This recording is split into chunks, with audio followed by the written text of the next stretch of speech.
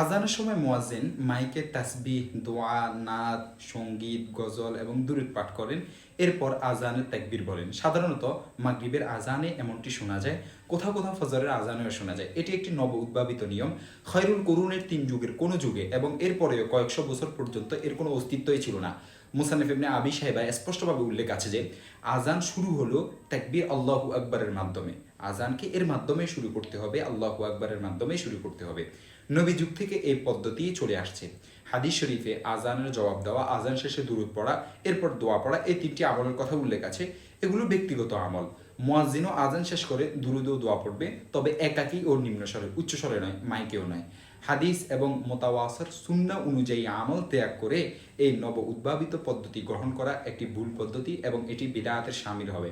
আজান হলো ইসলামের শেয়ার ও নিদর্শন, আর শেয়ার ও নিদর্শনের মাঝে পরিবর্তন অত্যন্ত বর্জনীয় বিষয়।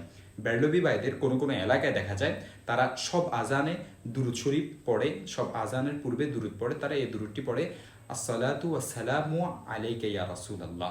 আল্লাহ তাআলা আমাদেরকে রাসূল সাল্লাল্লাহু আলাইহি ওয়াসাল্লামের মহাব্বতের সাথে সাথে রাসূলের সুন্নাহ অনুসারে আমাদেরকে জীবনযাপন করার তৌফিক দান করুক এবং আমল করার তৌফিক দান করুক। বেরলভী ভাইরা যে এই কাজটি করেন, এই দুরূদটি পড়েন, এটি কোনো প্রমাণিত দুরূদ নয়, অর্থাৎ আজানের পূর্বে বা পরে এটি পড়তে হবে এরকম কোনো প্রমাণিত দুরূদ নয়।